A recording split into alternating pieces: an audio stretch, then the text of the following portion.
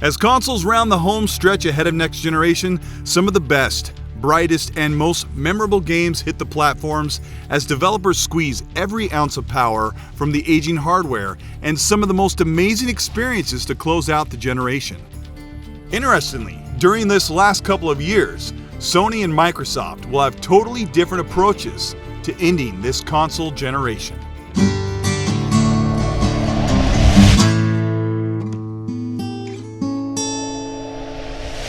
Sony has made it clear, with the bowing out of PSX in 2018, that they are crouching down for the next 2 to 3 years to rise up later for the launch of the PS5.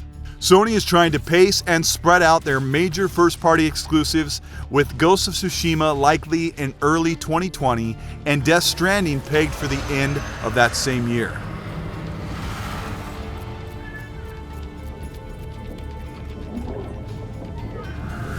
Sony has other smaller titles planned, such as Dreams and Concrete Genie, and promised PSVR content, but it's important for Sony to have a steady stream of at least 2 mainstream titles on offer each year, as they have throughout the PS4 timeline.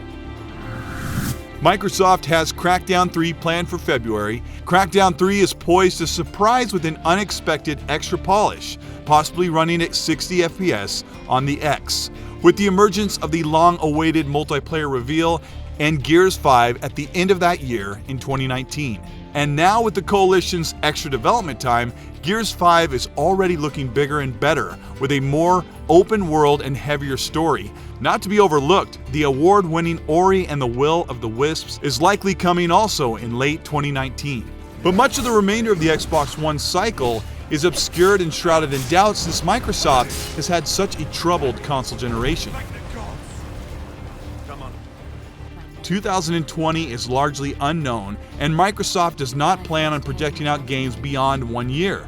But games like Fable 4 and Battletoads are in the works, as well as a couple of console exclusives coming first to Xbox via the preview program, are meant to pad out a recovery period for the Xbox's most difficult release schedule. But while Sony is pacing out its biggest games revealed as early as 2 to 3 years ago, their team is developing the PS5, balancing power with cost, and trying to bring backward compatibility, even outlining the functionality to play PS1, 2, 3, and PS4 games on your new PS5 via emulation, much like Microsoft is doing with the Xbox. PS5 could truly release as early as holiday 2019, with Microsoft's team wholly confident that the Xbox Scarlett will be the benchmark in power and design. Most believe or hope that the PS5 is not coming until 2020 or later, but recently Sony has been forced to acknowledge the existence of their next console on the pressure of Google and Microsoft bringing impressive cloud streaming alternatives. But the curious problem with PS5's launch is exclusive games. With the biggest games releasing a year before PS5 to close out the PS4, Sony has truly saved the best for last, while Microsoft is playing the long game, treating the Xbox as a dominant platform instead of the PS4 as a dominated console gen. Sony is preparing for PS5 in 1 to 2 years, and normally by now they would reveal the next big games planned for 2020 or 2021. We have no clue as to what games the PS5 could launch with to wow customers, while the next Xbox console is set to release with Halo Infinite and a brand new, reimagined Forza Motorsport series as Turn 10 takes a break to retool the high-rated series for the next generation. Polyphony may not be ready to answer with the long-awaited Gran Turismo 7, since their development times are typically much longer than Forza's 2 to 3 year cycles.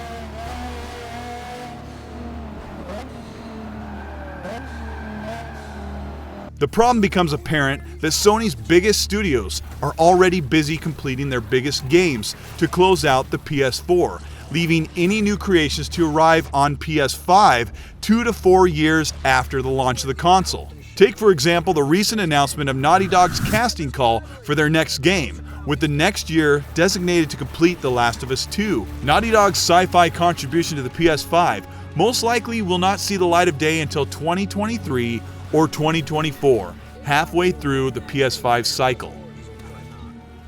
Sony's Santa Monica is going to spend 2019 through 2023 working up a God of War sequel to the recent reboot to come long after the PS5 launches. But if Hideo Kojima is not done working on Death Stranding, it may be a launch title on the PS5 as well, even though he has promised to deliver it on the PS4 cycle. The contrast with Xbox is that Microsoft has little to offer for the end of a lackluster Xbox One cycle, but the difference is Microsoft may be ready for next generation much sooner than Sony. XO18 is coming in November, and rumors of an Xbox Scarlet reveal have been surrounding the community. If PS5 is coming as soon as 2019, Microsoft may release their streaming hardware at the end of that year. Before Microsoft releases their next big powerful console, in 2019, they may release their streaming hardware. This streaming box will allow Xbox Live users to access their games via local hardware, assisting cloud-powered streaming. Many are incredulous of streaming games, but Google's Chrome streaming service and Microsoft's xCloud are already impressing testers with no discernible latency under moderate internet speeds. To usher in the next generation of Xbox, Microsoft has just spent the past year amassing an army of developers and studios. Microsoft has hired just over 600 people to help with developments of games. Compulsion Games, the team behind We Happy Few, also helping with the Orange Box and Far Cry 3. Ninja Theory also joined Microsoft, the team behind the award-winning Hellblade: Senua's Sacrifice, and they have been hinting at Enslaved: Odyssey to the West to return to the Xbox.